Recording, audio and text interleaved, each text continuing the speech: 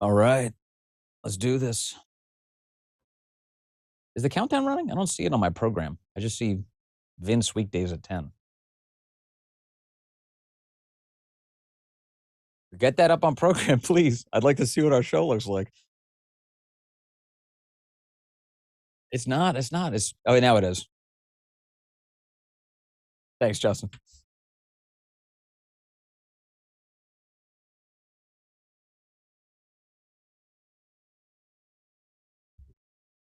Oh, there I am. Yeah, I'm back in the swamp. Or back in Washington, D.C. Hey, everybody. Welcome to Vince. This edition on a Tuesday. This is episode 101, by the way. I wasn't with you live for episode 100, but I did have a great show with Sean Farish, who is amazing. And if you missed it, go check it out. He was wonderful. It was really nice to talk to Sean.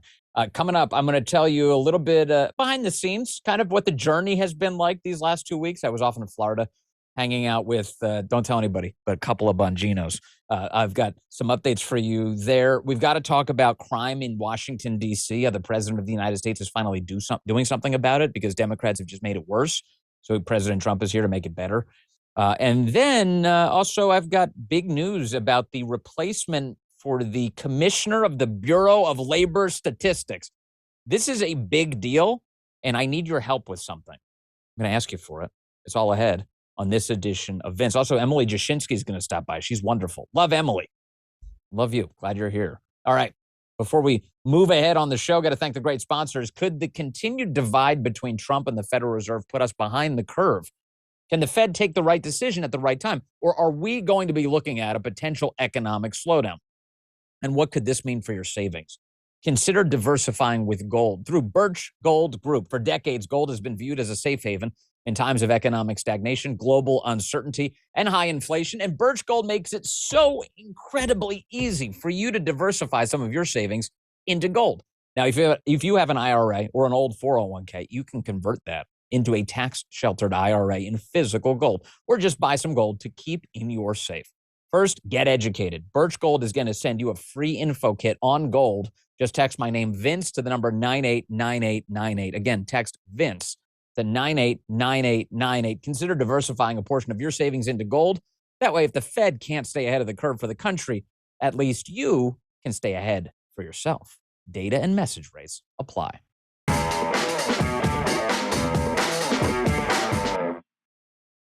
All right, baby. How we feeling, chat? How's everybody doing? Rumble.com/Vince. If you're listening to the podcast, you can always join us on the live chat, watch live. Please subscribe there, either to wherever you get a podcast and also the Rumble channel. Appreciate that you guys are here. Let me see. Somebody said, I'm disappointed you were not live for your 100th episode. Did it mean more to us than you? No, actually, you know what it was? I actually didn't realize it was episode 100. I should have realized. I should have paid attention to that detail. But I will say that the reason we recorded episode 100 was because I was engaging in the long trip home from Florida. So we had to put one in the bank on Friday, and we said, who could do that with us? Sean Farish did that with us. So thank you to Sean, and thank you for those of you guys who checked in on the program yesterday. It has been an utter blast. I'm telling you, I have not had more fun than with each passing episode, and I'm feeling better and better about the direction of the show.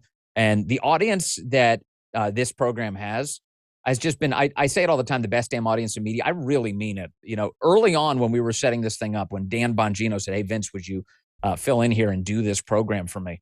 I said, man, I'd love to. And the early thought we had, and the guys can all attest to this, Justin and Guy, the whole crew, the early thought we had is like, look, we've got to present this show in such a way that we bring everybody into the fold and we say, hey, we got something legit going on here. And those first few weeks, I pulled out all the stops. We called in a lot of our great friends, everybody from Tucker Carlson to J.D. Vance to the President of the United States coming by. Don Jr. stopped by because everybody was trying to do their part to help me set this thing up and get it off and running. And since then, it has just been a blast. With each passing week, I feel like this thing's only gotten better and better. And I really appreciate you guys. I said this past weekend, you know, people were asking about how the show is going. And my view was like, hey, you know, in the first few weeks, especially for those of you who weren't aware of me, some of you may have seen me on Fox News appearances through the years, or may have been familiar with Daily Caller, or may have been familiar in the WMAL market. That's the DC radio market. But, you know, there's lots of people across the country who weren't aware of who I was or what I was up to or what I was interested in. And so I was being asked this weekend, like, how's it feel? Well, what's going on with the show? And I said, you know what, it feels great. And one of the things that gives me a lot of comfort is in those first few weeks, I just wanted to convince people that this is legit, that this was something worth tuning into. And my view now is if you've been with me since March 17th when we started the show, you're not merely trying me out anymore. You've made a decision to make me a part of your day. And for that, I am so completely grateful. So I just want to say again, as we just eclipsed episode 100, that I am coming to you with all of the gratitude in the world. This is in the attention economy. There's a million options that you have. And the fact that you've decided to give me some of your valuable time means the world to me. So thank you for that.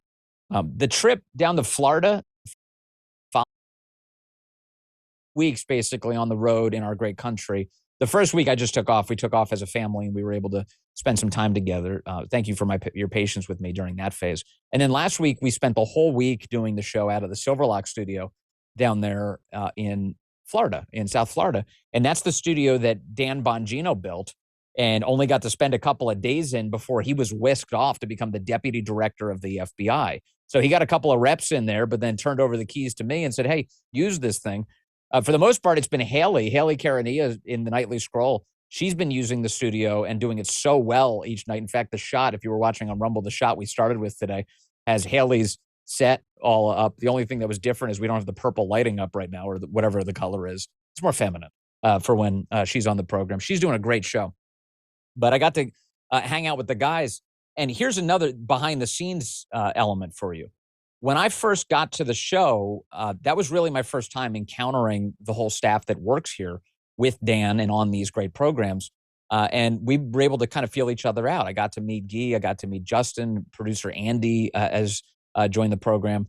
And over time, I've gotten to know those guys from a distance. I'm talking, in many days, I'm talking to them the same way I'm talking to you, from a distance, over the internet, over the wires, over the cameras, but not getting to be there in person. And so last week was massive for the morale of this show, I think, because I got to spend some time smoking and drinking with the boys. We all went out. We hung out outside the studio, smoked some cigars, threw back some bourbons. Don't worry, I paid. I went and got everything, because there wasn't enough of that stuff at the studio, so I had to go get some stuff. I got some. They have a Costco down there. You ever been to one of these Costcos? Yeah, people have been to Costco. Costco's all over the country are absurdly busy. I don't know what it is about this Costco that's right outside of Silverlock. It's a magical place. Very few people were inside.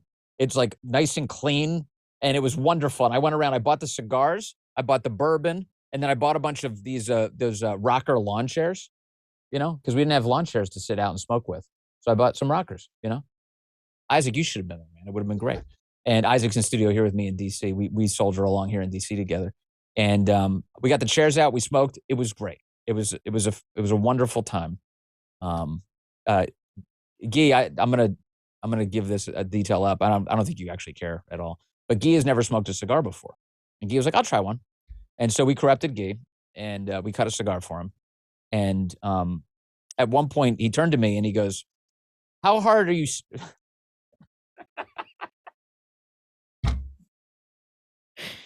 Justin's laughing in my ear. Guy looked at me and he goes, "Vince, how hard are you supposed to suck it?" And I said, "Guy, well, phrasing."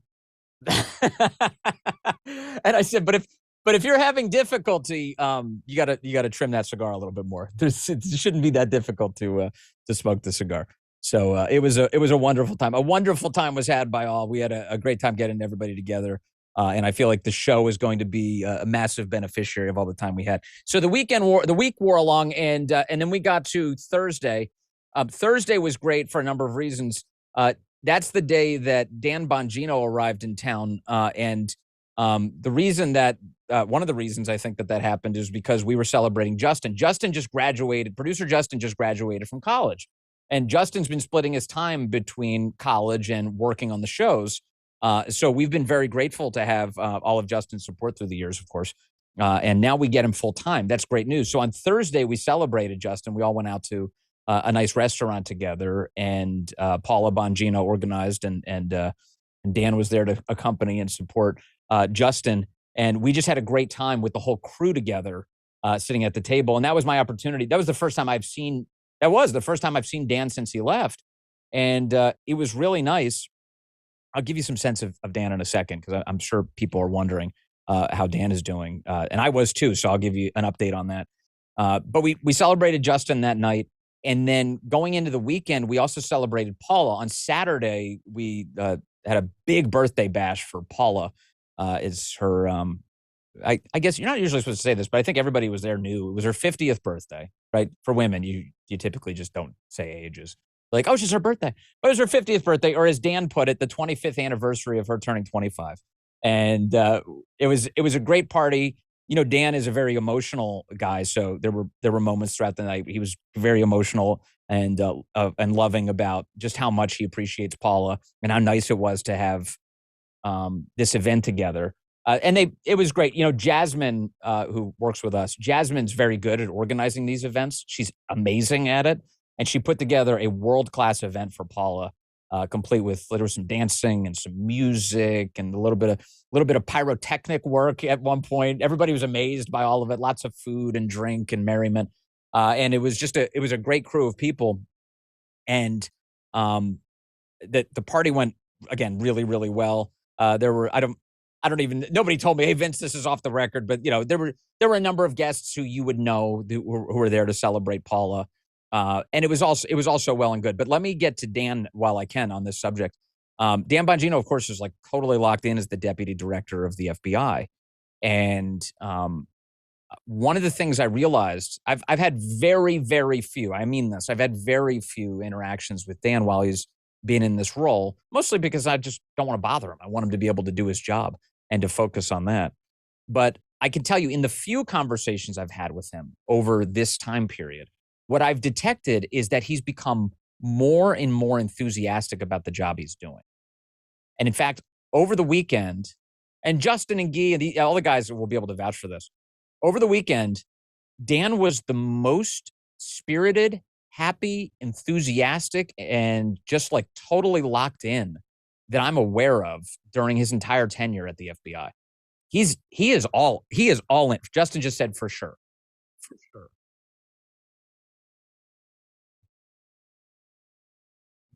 So Justin's seen him more than I have. Justin said, did people hear that or do I have to relay it? I'll relay it.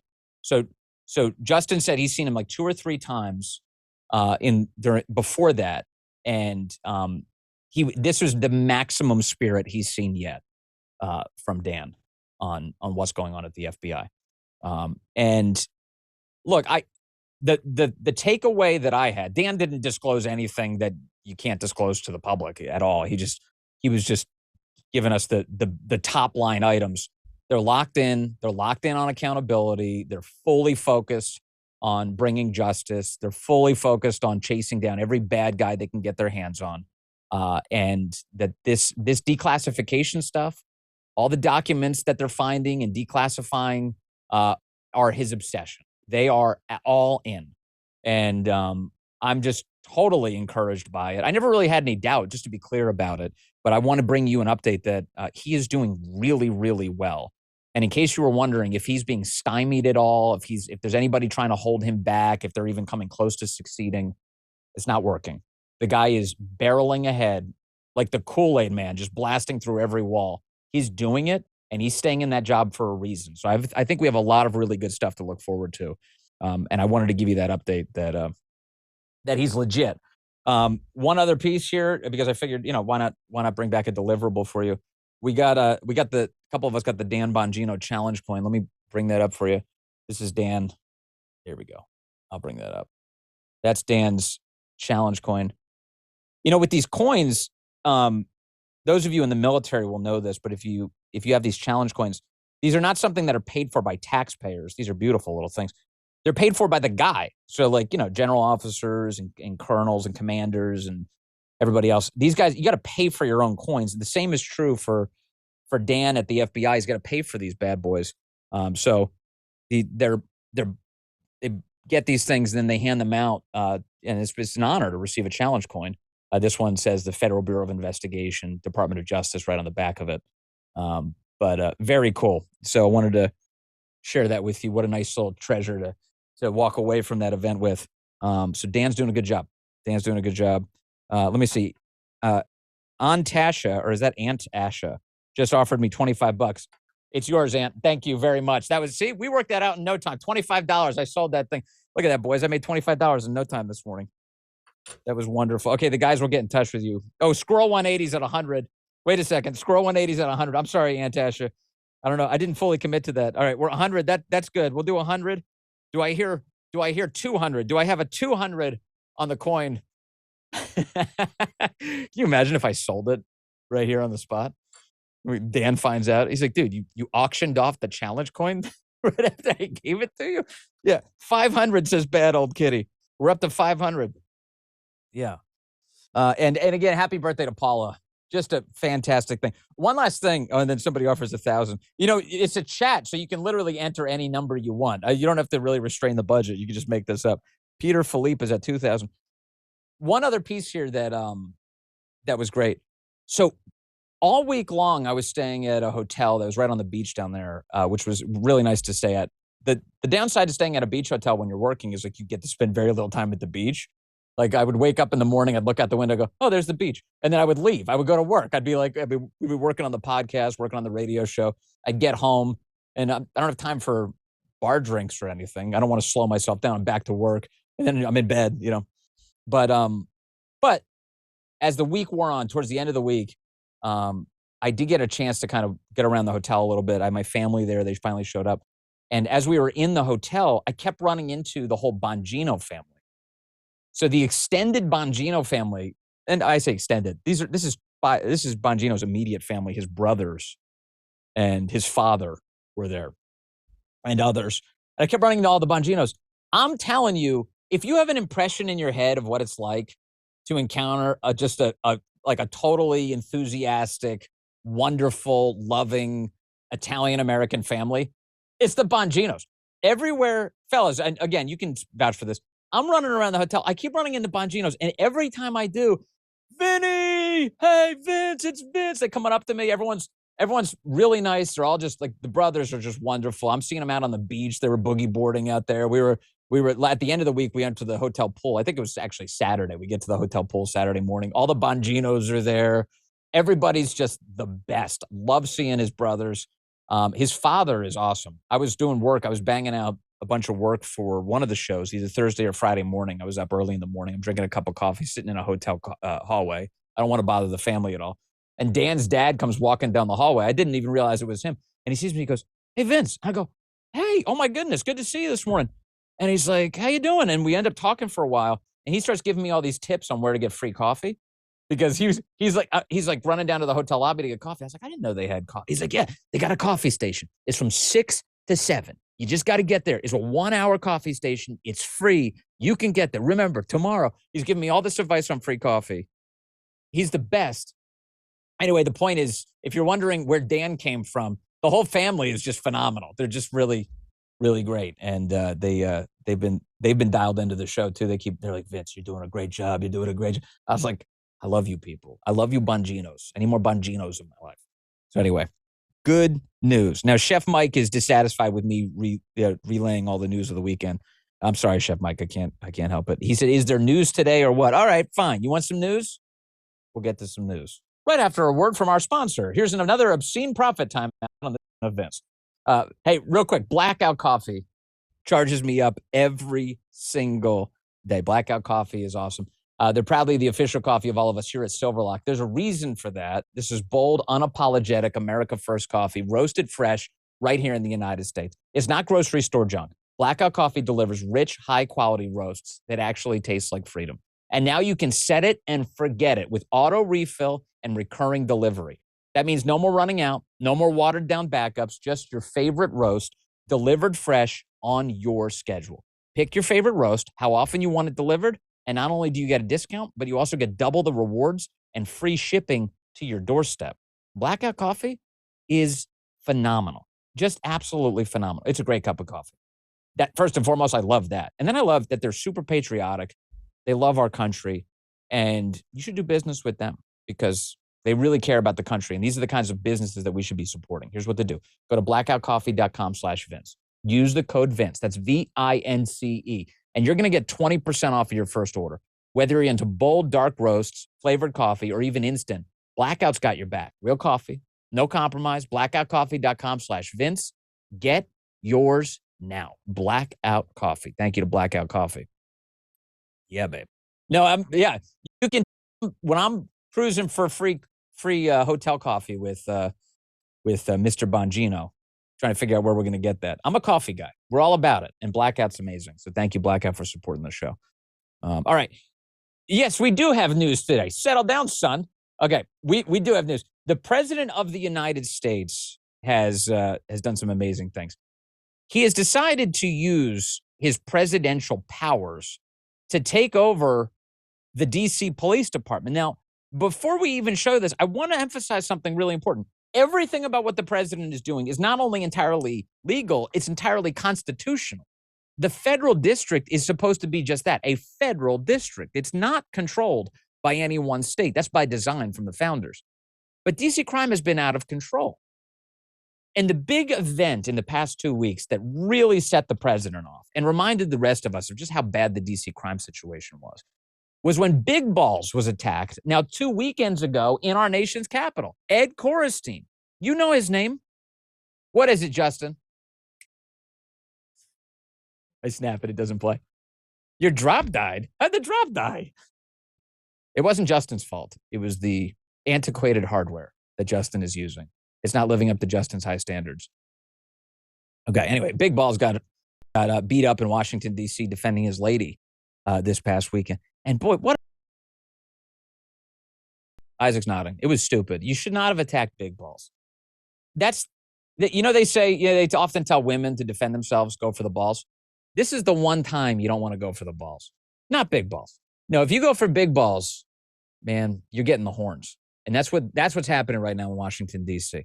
President Trump has activated his powers to take over the D.C. Police Department. Take a look here. President Trump announcing yesterday that he's invoking this power to save our capital city. I'm announcing a historic action to rescue our nation's capital from crime, bloodshed, bedlam, and squalor, and worse. This is Liberation Day in D.C., and we're going to take our capital back. We're taking it back. Under the authorities vested in me as the President of the United States, I'm officially invoking Section 740 of the District of Columbia Home Rule Act. You know what that is?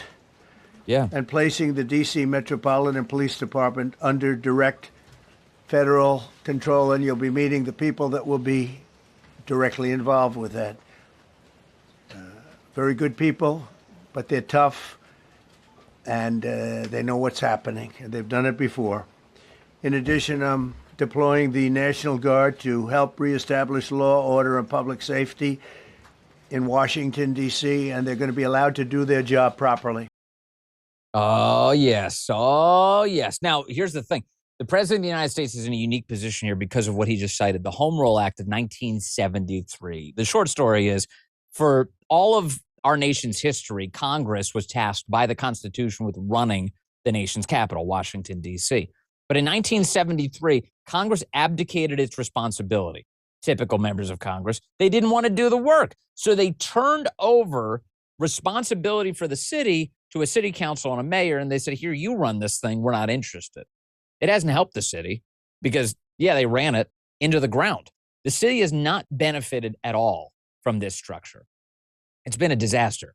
And Congress is long overdue to take back control of the city. There's a couple of members of Congress, people like Senator Mike Lee, who really want to do this. The rest of Congress should get on board and seize control of the city again. But in that law, the president does have the ability to take over the D.C. police force. Now, this is a massive, massive win for the rest of us, a huge win. In fact, it makes D.C. the one city where the president has the most authority to make things right.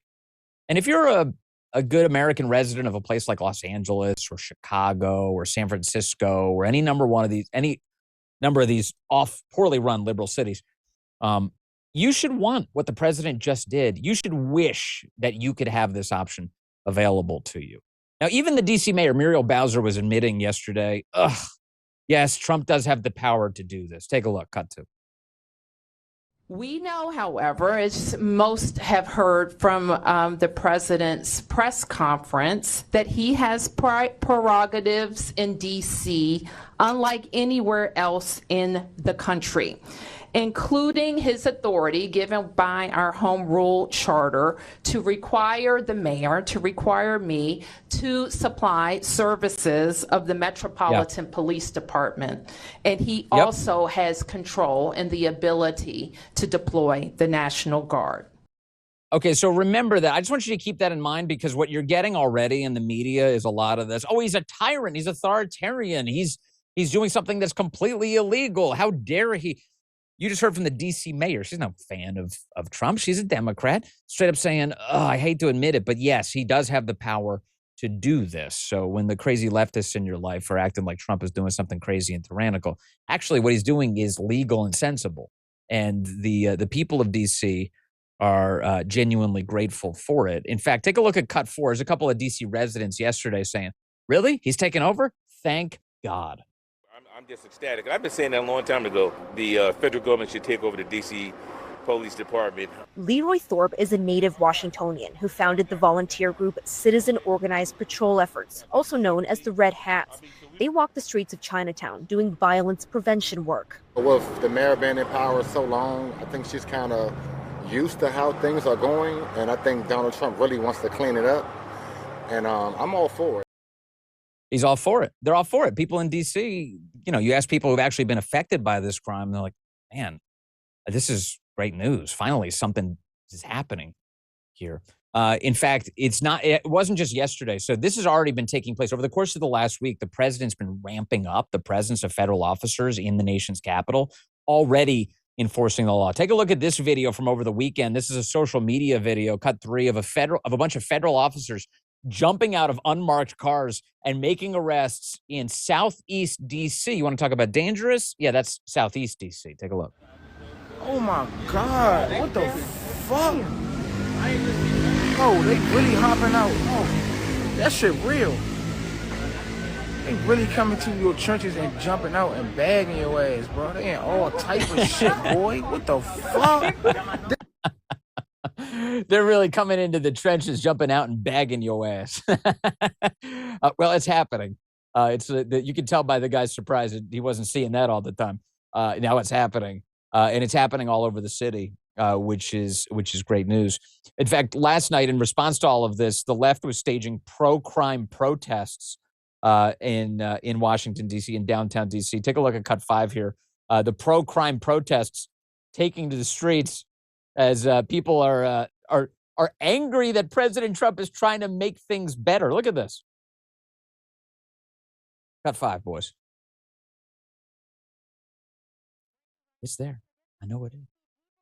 Look at that. Protests against D.C. takeover, it says on the local media. People marching in the streets in Northwest D.C. Trump must go now. They're angry. Look at this. All of these, they look like a bunch of typical, angry white libs. There they are, walking around, emaciated, angry. Just they're furious. How could you be furious about that? I mean, you are legitimately, if you're at the point where you're saying, hey, don't fix the crime problem, you are a pro-crime protest. That's what that was last night. And as they were marching around, venting and having all of their emotional incontinence, just blocks away, I kid you not, during the protest, or maybe just after the protest wrapped, just blocks away, a man was shot to death on Monday night. Take a look at cut 6 here. I heard those shots. They fired off pretty quickly.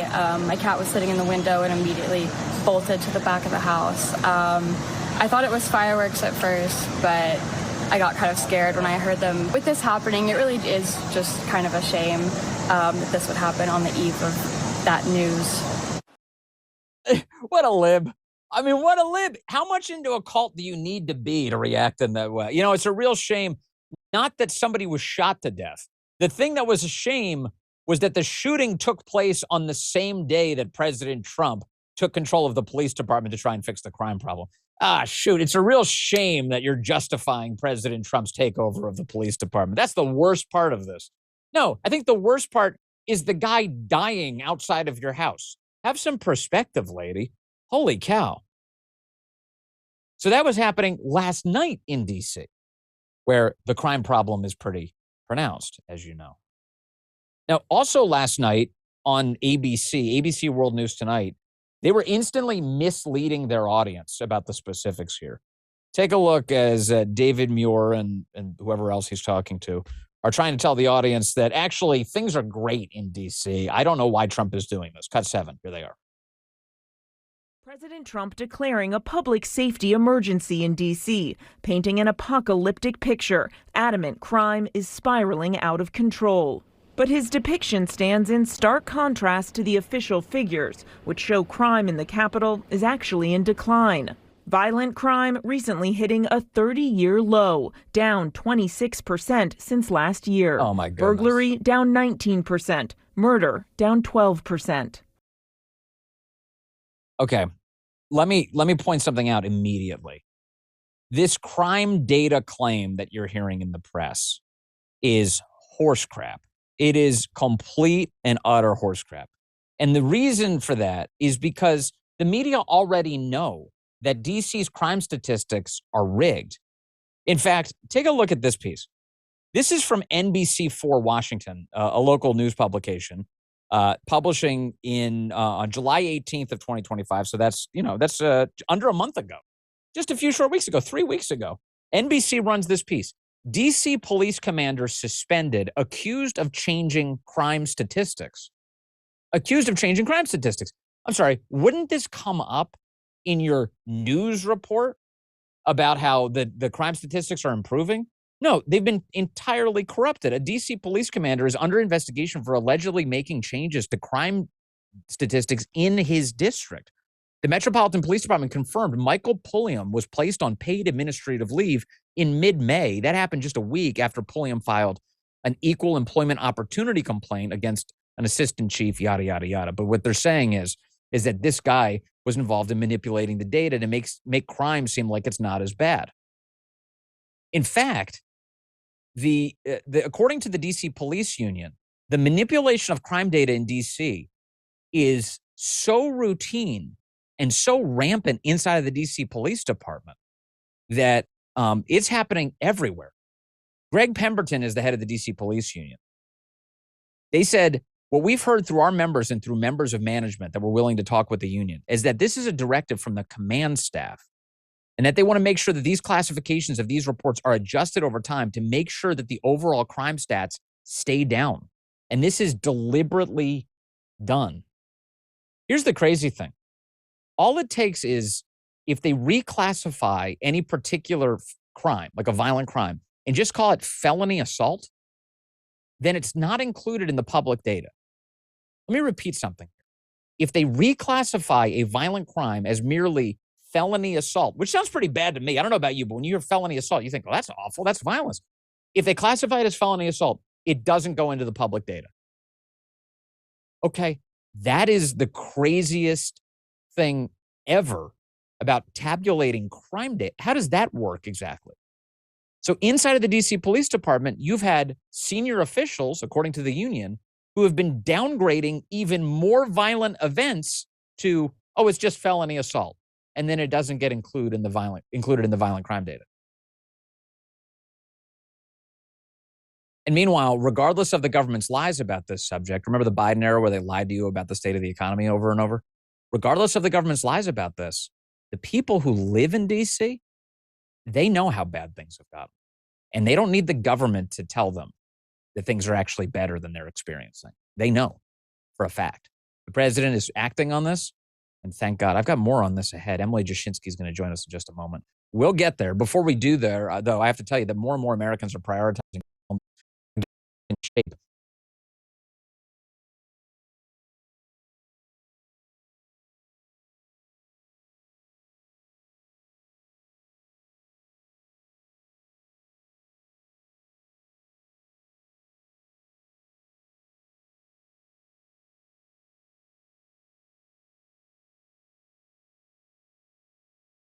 Home fitness to the next level. The Power Rack Extreme Functional Trainer lets you do hundreds of exercises, basically everything that you would do at the gym, right from your spare room or garage. Want more? The Power Rack Pro X features a fully upgraded cable crossover system with articulating pulley arms for unlimited width combinations. You're going to hit every single muscle group. And if you're new to this, don't worry. They've got a free Get Jacked Up video program. You just press play, and then you follow along. No excuses. Let's do this together. Go to getjackedup.com. Use that promo code Vince, and you're going to save 10%. That's getjackedup.com. Thank you to Jacked Up Fitness. Just an amazing sponsor. Amazing machine. All right. And do you ever think about aging and about the impact it's having on your body? You feel yourself getting older? Maybe a little more painful, maybe a little less energy? That happens. You know, I feel that. I feel these things. And you try and figure out ways to stop all of that and to get your energy back. And I'm very excited to share with you something called C15 from Fatty 15. C15 from Fatty 15. It's the first essential fatty acid to be discovered in more than 90 years. Fatty 15 co-founder Dr. Stephanie Van Watson discovered the benefits of C15 while working with the U.S. Navy. And based on studies, we do know that when our cells don't have enough C15, they can age faster. Trust me, I did the research on this. I was like, man, this is legit. And it is. Fatty 15 can help you repair and protect age-related damage to cells and help activate pathways in the body that repair mechanisms that support our overall wellness. Fatty 15 is a science-backed, award-winning, vegan, 100% pure C15 supplement, and refills are shipped right to your door. I take it first thing every single morning, and I feel better for doing it. Fatty 15 is on a mission to help you to optimize your C15 levels, to help support your long-term health and wellness, especially as you age. You can get an additional 15% off of their 90-day subscription starter kit by going to fatty15.com/Vince. Use the code Vince at checkout. These statements have not been evaluated by the FDA. This product is not intended to diagnose, treat, cure, or prevent any disease. Thank you to Fatty 15. All right. Let's see here. How's the audio right now, guys? The chat says that the audio was in total chaos for a moment. Oh, we're good right now? Okay, that's good news. Well, that means that we're in a perfect situation here. We welcome now our great guest, Emily Jashinsky. She's the DC correspondent for Unheard. She's the host of After Party with Emily Jashinsky, the co-host of Breaking Points. I think she hosts like 15 different shows. So we just gave you a couple. Here she is. Emily Jashinsky is joining us on the program. Emily, always good to see you. Thank you. Hey, Vince. Thanks for having me. How many shows do you host, by the way? You missed about 15 of them. No, it's just 3. Okay. Just 3. It's a manageable 3. Okay.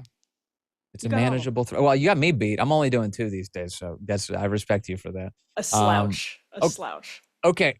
So I've seen you on the mean streets of DC. You know, you usually, as far as I can tell, travel without a bulletproof vest or anything. But how would you assess how things have changed since you've been in the city?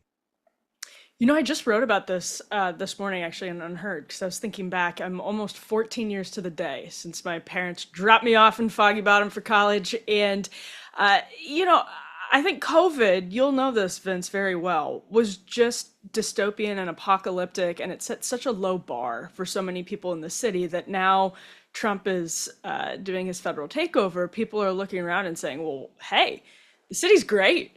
Because they hit that low point. I mean, first of all, because they hate Trump and they don't want to be right about anything. But secondly, because that low point was so profoundly low. You would be wandering the streets and it would be sort of like you'd have ambling fentanyl zombies, broken storefronts, just totally like empty streets. It was really rough. And so I think that's partially why people feel like, hey, it could be so much worse.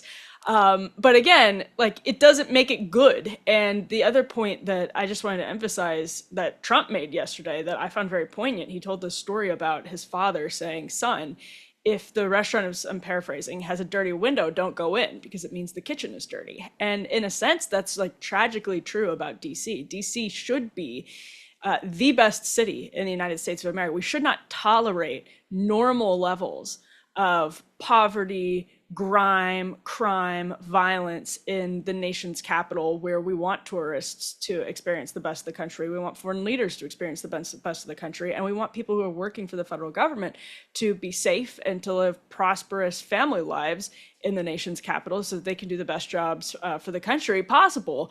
And yet we're just numb to it, numb to DC operating like basically any other major city. We're numb to our major cities operating like this.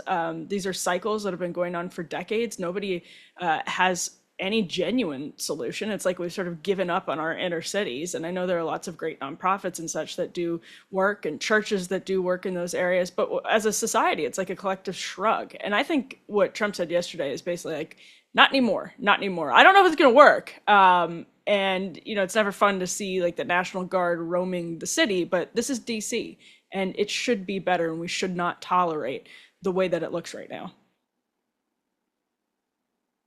Manages all of these cities. When you have this huge crime problem, they insist that the way out of it is we need more funding, we need more community support, we need to rehabilitate people, we need fewer jail sentences, we need zero cash bail. Like, none of those things work. Actually, the crime problem has become dramatically worse under all of those circumstances. So the president is returning to a very basic principle. You break law, we're going to hold you accountable. How is that so hard to understand? Yeah, I mean, it really shouldn't be. We had tragic real life experiments in progressive crime policies during the pandemic and slightly before the pandemic, whether it was San Francisco or other New York, you could probably add to the list, other big cities. There are countless examples where they basically ran the experiment that the progressive left in policing, that the progressive left has been yearning to run and has been saying, if you just give us the keys, we will change the policies, things will get better and safer. And I'm sure right now their response is real progressive policing has never been tried, just like communism has never been tried or whatever, because maybe they want to do it over the course of 10, 20 years. But it's just common sense.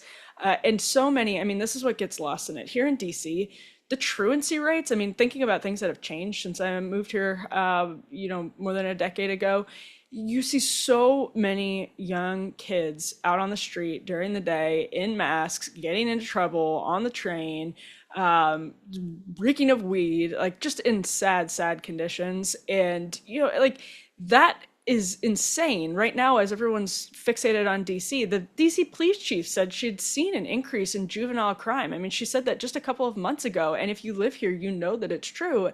The truancy rates have not recovered. The Washington Post did a sweeping investigation. Nobody's mentioning this now. The Washington Post felt comfortable doing a sweeping investigation into truancy in the city just a couple of months ago because it wasn't a polarized Trump issue. And they did a great report on how truancy is still higher than it was before the pandemic and how truancy is correlated with crime. And it's just like, there are young people, there are lives. I mean, the trauma of being a victim of crime, the trauma of committing a crime that stays with you for a lifetime. These people they don't get that back. These kids don't get that back while the progressives run their experiments in policing. It seems like the precipitating event for the latest demonstration of force and accountability was when Big Balls, Ed Corstein, was attacked now 2 weekends ago. How stupid was it for criminals to target Big Balls? I mean, come on. It was also, people who don't know DC, in a very high traffic, like very popular part of the city for locals and probably some tourists too. So yeah, going after Big Balls, wrong guy to mess with apparently, because Trump seems to have a fondness for him.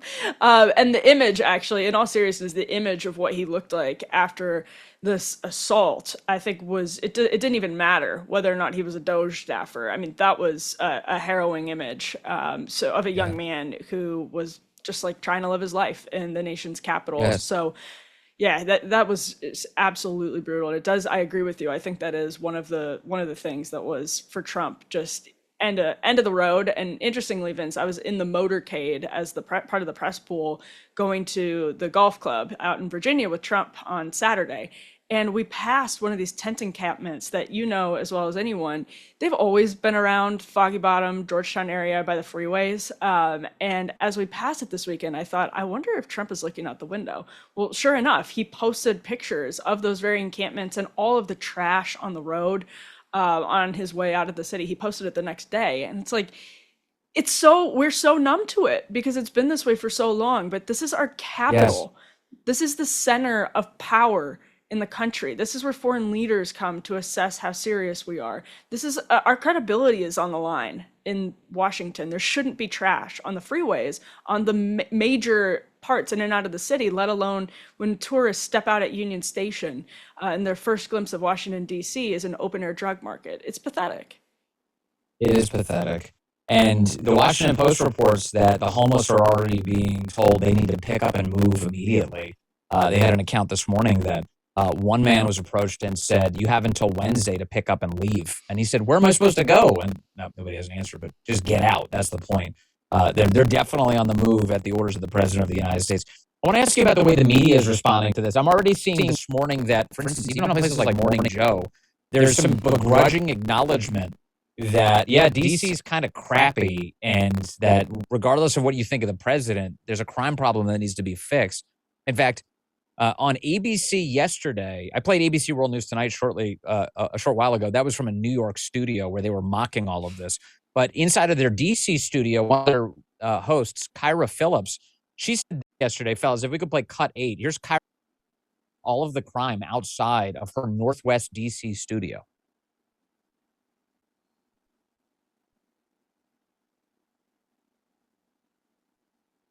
Are we on? I assume we're on. I hope we're on. It's just me and Emily just sitting here. I can't even imagine what's happening in the Florida studio right now. How much hair is on fire at this moment? Nothing good? Hey, should I play a video clip or should I just ignore it? Okay, let's play cut 8 then. How about that? ABC's Kyra Phillips. I can tell you firsthand here in downtown D.C. where we work, right here around our bureau, just in the past 6 months, there were 2 people shot. One person died, literally 2 blocks down here from the bureau. It was within the last 2 years that I actually was jumped walking just 2 blocks down from here. And then just this morning, one of my coworkers said her car was stolen a block away from the bureau. So we can talk about the numbers going down, but crime is happening every single day because we're all experiencing it firsthand while working and living down here. That tells me a story, which is that the media once again is defaulting to proximity bias, which is like, if I experience it, it's real. But if I don't experience it, then I'm just going to filter this through the lens of how does this make Trump look bad? Yeah, that's a really good point, because we also saw like Jonathan Martin and others in the press yesterday being like, I've lived in DC for years and my car has never gotten stolen. So it's just this like, I don't know, superficial reflex to say, well, this is my experience, so you're right or you're wrong. When I think the much more interesting story, Vince, is the one that you told about how the DC Police Union says the numbers are being fudged and has serious allegations. There's someone being investigated right now. The police union says the narrative that crime has dropped is false. Anecdotally, a lot of people feel like that's false. And DC is like a lot of other American cities, although perhaps worse in some of its stratification. So if you happen to live in Georgetown or Palisades or Upper Northwest, you just come into contact a lot less frequently. I mean, maybe you work downtown, but downtown is not like, I mean, a lot of the neighborhoods I've lived over the last 10 plus years, downtown is not like certain areas of Northeast DC. It's just a completely different world. And that studio, ABC, I was racking my brain. I was like, where's ABC studio at? And I remembered it's right near the White House. It's a couple blocks from the White House. There's a street called DeSales Street. It's a little used street, or a little known street. But it's right next to Connecticut Avenue. It's right next to Farragut Square. The reason I know it so well, and as you would know, Emily, our old Daily Caller offices used to be right there at the corner of 17th and L. So it was just a couple of steps away from where we were. And when I was there 15 years ago, that was not an unsafe place to be. That would, in fact, I would be perfectly happy being in front of the ABC News Washington Bureau. But what she's describing is muggings and car theft and murder in Northwest Washington, D.C., near the White House, which never used to be this way. And yet that crime has spread all over the city. Yeah, I mean, I used to live really close to there and would be I wouldn't want it. It's a beautiful neighborhood where a lot of like major embassies and major corporations have their locations or their DC locations. And yeah, I wouldn't want to be walking around at night. There's still serious problems over there. It was really, that area was particularly bad during COVID. And I think people also aren't fully aware of why crime in some of these downtown areas is bad. And it's because there are still a lot of empty storefronts. Commuting is not back to what it used to be. And fentanyl, of course. When you combine those things, it's a perfect storm for the downtown parts of the city to get grimier. Now, it's still not Northeast. It's still not Anacostia. But yeah, this stuff has crept into different parts of the city too, because there's not been a full COVID recovery. And by the way, if Joe Biden were still in office, that would be even worse right now because you wouldn't see as many people coming to work in the city. Right. Emily Jashinsky, I appreciate you and all of the shows you do. She's got Unheard, After Party with Emily Jashinsky, and Breaking Point. So no shortage of options, and also occasionally appears on this program. Thank you, Emily. Appreciate you today. Thanks, Vince. All right, there she is. A lot going on. Okay, the chat is telling me that the audio was weird. Is it still weird at this moment, everyone? Justin, is it weird? It's weird, so what do we do? It's a little rough. Is it so rough that the show is unlistenable? That's what I want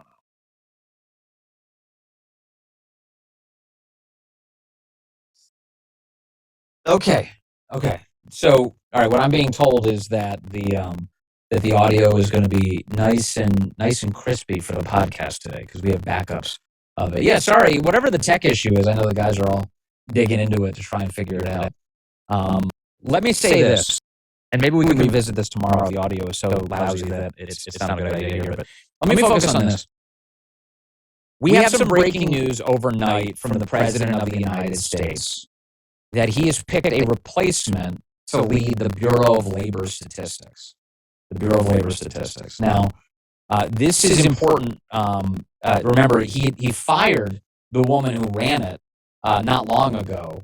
Because what was really happening at the Bureau of Labor Statistics was every time they would release a report, they would have, in subsequent months, to revise it downward over and over and over. Sorry, not quite as many jobs as we claim there were.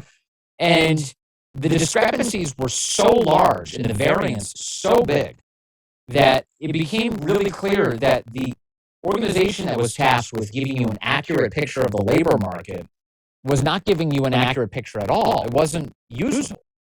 The markets make decisions, investment decisions, on the basis of our labor numbers.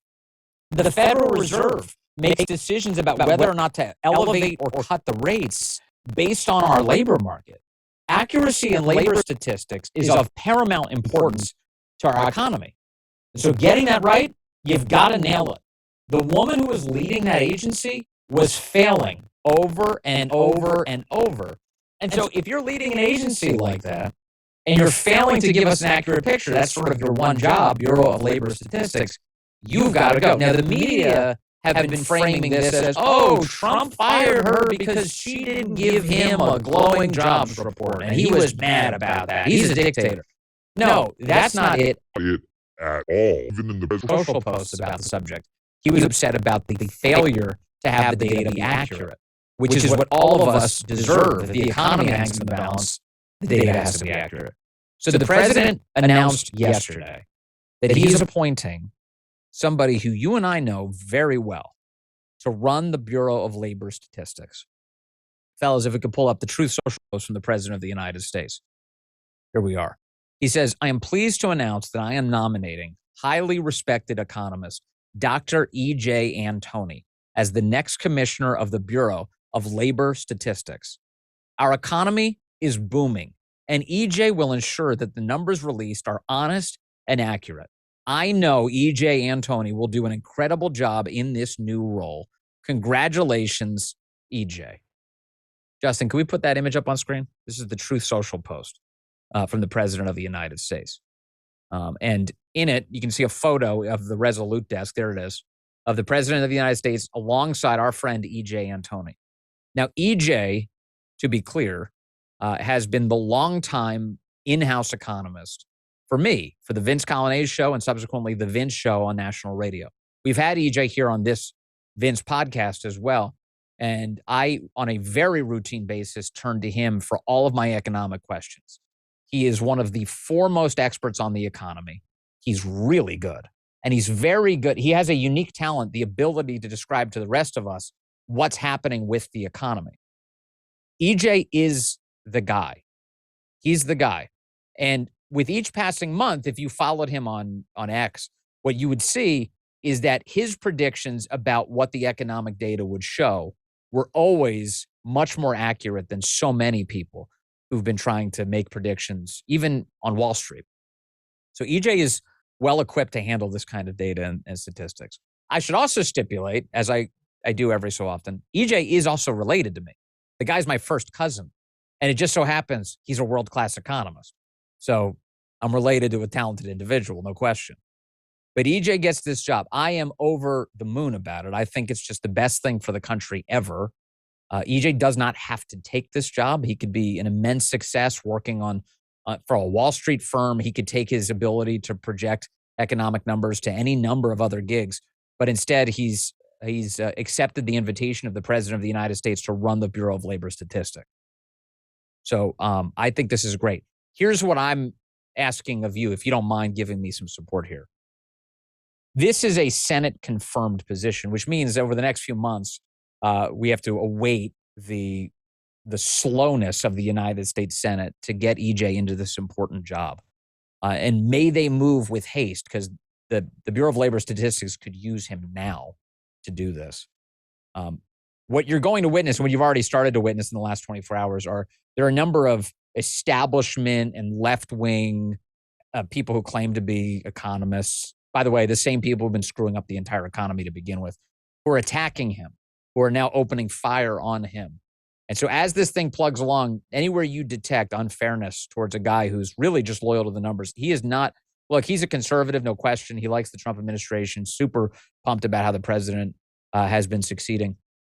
But what you want in an economist is someone who's just going to give you an accurate representation of the numbers. He's not going to sugarcoat it. He'll just be straight up with you.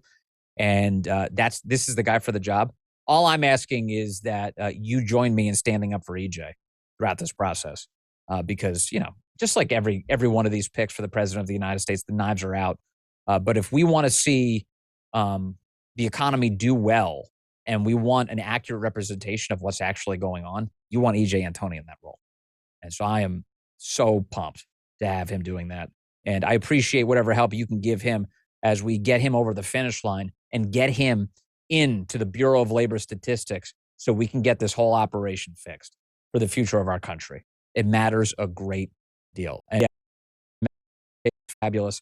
I totally agree. He's all over media. He's one of the great communicators about the economy. My hope is that when he's running the Bureau of Labor Statistics, if he gets time, that he can still do a lot of media, because he's one of the best spokesmen about what's happening in the economy and what's going to happen next that you can possibly imagine. So, EJ economy. Yeah, you want a real economist, not a leftist commie economist. I totally agree with you. There you go. And then Cheerial says, you got it, Vince, but I have Thom Tillis as a politician here in North Carolina. Yeah, for now. But he's leaving. President Trump saw that. I love that. Hey, thanks again, as always, for joining me on this edition of Vince. On the big radio show today, the Vince Show, 12 to 3 Eastern nationwide, you'll be able to watch that at rumble.com/transfer. Get it on your local radio station. That's thevinceshow.com. I got the local listings all there. We're going to get into a lot more of the news of the day, including the fact that a whistleblower is now turning against Adam Schiff and revealing just how freaking corrupt he has been, and how loose, careless, and brazen he's been with classified information. Adam Schiff has a lot to worry about.